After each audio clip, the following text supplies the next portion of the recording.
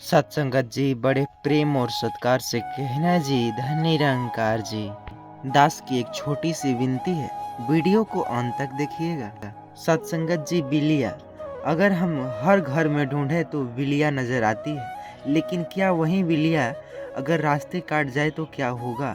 जानेंगे आज हर एक बातें जो कि बिल्ली से रिलेटेड है। उस घर का क्या होगा जिस घर में बिल्ली रहती होगी?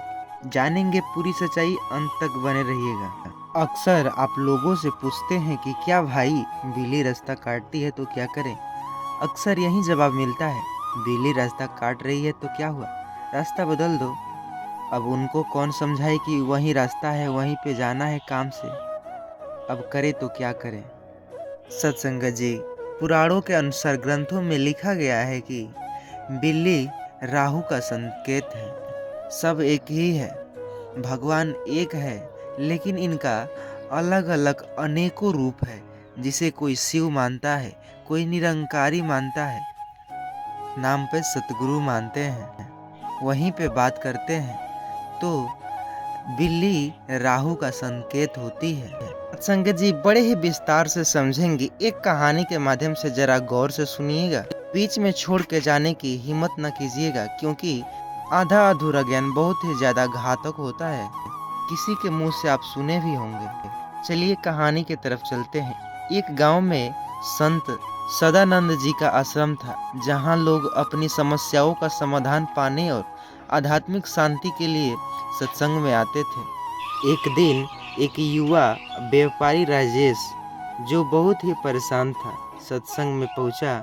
उसका मन उलझनों से भरा हुआ था, व्यापार में नुकसान हो रहा था और उसने महसूस किया कि उसके सारे जिंदगी जीवन में हर चीज़ गलत दिशा में जा रही है। जब राजेश ने अपनी बारी आने पर संत सदानंद जी से अपने प्रश्न रखे तो उसने कहा, महाराज, कुछ दिनों पहले मैं अपने काम पर जा रहा था, तभी रास्ते में एक बिल्ली ने मेरे सामने से गुजर गई। उसी दिन से मेरा बड़ा नुकसान हो गया। तब से हर चीज़ खराब हो जाती है। क्या यह कोई अपशगुन है? क्या मेरी किस्मत खराब हो गई है? संत सदानंद जी मुस्कुराते हुए राजेश को कहा, तुम्हारी समस्या का समाधान एक कहानी के माध्यम से दूंगा, इसे ध्यान से सुनो। गांव के बुजुर्ग और काली बिल्ली। कई साल पहले उसी गांव में एक मोहन नामक एक किसान रहता था। वह बहुत मेहनती था और हर दिन सुबह सुबह अपने खेत पर जाया करता था। एक दिन जब वह खेत में जा रहा था तो काली बिल्ली अचानक उसकी रास्ता काट दी। मोहन ठिठक गया, मतलब रुक गया और सोच में पड़ गया, क्या यह अपशगुन है? क्या आज के दिन कुछ गलत होने वाला है? कुछ पल के लिए उसने सोचा कि घर लौट जाए, कि बेहतर होगा घर लौट जाना। लेकिन फिर उसके मन में वो बोला कि चलो मन की बात सुनी जाए, मेहनत कोई अपशगुन नहीं होता। अगर मैं डर जाऊं तो और घर लौट जाऊं तो मेरा खेत बंजर हो जाएगा। आज मेहनत न की तो फसल कैसे उगेगी? वह अपने काम पर चलता गया और पूरे दिन खेत में खूब मेहनत की। उस साल उसकी फसल बहुत अच्छी हुई और गांव के अन्य किसानों की तुलना में उसने सबसे ज़्यादा अनाज उगाया। कुछ दिनों बाद गांव में एक और घटना घटी। मोहन का पड़ोसी रामू भी सुबह सुबह अपने खेत जा रहा था। उसने सामने में भी वही काली बिल्ली रास्ता पार कर रही थी। रामू ने यह देखकर तुरंत काम पर जाना अपना इरादा बदल दिया और सोचा, बिल्ली देख ली है, आज का दिन खराब हो जाएगा, बेकार मेहनत क्यों करूं। वह लौटकर घर चला गया। उस दिन गांव में अचानक बारिश हो गई और जिन किसानों ने खेत में काम किया था उनकी फसल को बहुत लाभ मिला। लेकिन रामू, जो डर की वजह से घर बैठ रहा था, इस अवसर से वंचित रह गया कि अब क्या करें।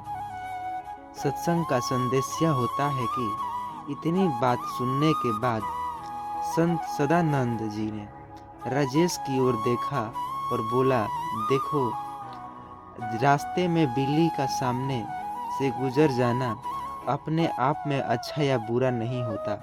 यह हमारे मन की सोच और उसके आधार पर एक फैसला है जो हमारे भविष्य को निर्धारित करते हैं। मोहन ने डर के अपने ऊपर हवा नहीं ओढ़ने दिया और मेहनत की, जिससे उसे अच्छा परिणाम मिला।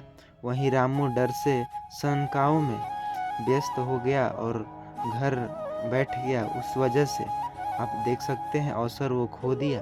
संत जी आगे कहा कि जीवन में कई बार हमारे सामने समस्या या संकेत आते हैं। यह हम पर निर्भर करता है कि हम उन्हें किस रूप में देखते हैं, एक बाधा के रूप में या फिर एक अवसर के रूप में। अगर तुम्हारा मन कहता है कि तुम्हें कोई काम करना चाहिए तो उसे पूरे मन से करो। किसी भी अपशगुन या बाहरी संकेत का प्रभाव केवल वही होता है जितना तुम उसे अपने मन में जगह दे सके। संदेश। संदेह का अंत और नई शुरुआत कैसे होती है जानते हैं? राजेश ने गहरी सांस ली और संत जी की बातों पर विचार किया। उसने महसूस किया कि काली बिल्ली के गुजरने से ज़्यादा महत्वपूर्ण उसकी सोच है, कर्म थे। वह समझ गया कि उसका नुकसान केवल संयोग था, लेकिन उसने उसे अपशगुन मानकर अपनी कोशिश कम कर दी थी। यही असली समस्या थी।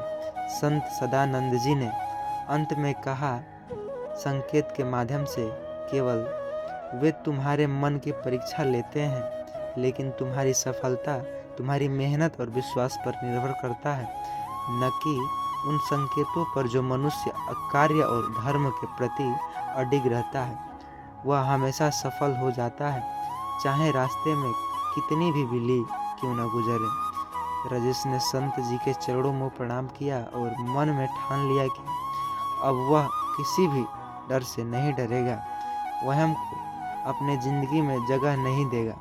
वहीं पूरे विश्वास और समर्पण के साथ अपने काम में जुट गया। कुछ महीनों बाद उसका व्यापार फिर से चल पड़ा और वह पहले से भी ज़्यादा सफल हो गया। इस कहानी के माध्यम से सत्संगत यही निष्कर्ष निकलता है कि जीवन में संकेत और परिस्थितियाँ केवल हमारी सोच और दृष्टिकोण की परीक्षा लेते हैं। यदि हम डर और भ्रम में भ्रमित होकर रुक जाते हैं तो हम अवसर खो देते हैं, लेकिन अगर हम साहस और विश्वास के साथ जगे रहें तो हमें सफलता अवश्य मिलती है। काली बिल्ली का रास्ता काटने केवल एक संकेत है। यह हमारे धर्म, कर्म, दृष्टिकोण पर निर्भर करता है कि हम इसे अपशगुन मानते हैं या नहीं।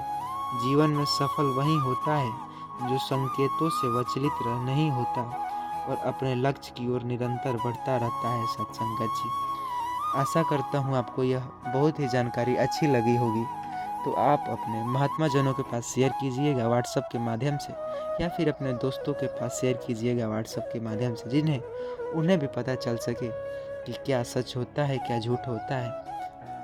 तो बाकी आप यूट्यूब चैनल पर मेरे नए हो तो चैनल को सब्सक्राइब करके बेल आइकन को प्रेस कीजिएगा और कमेंट में धन निरंकार लिखना तो कतई नहीं भूलिएगा सत्संगत जी।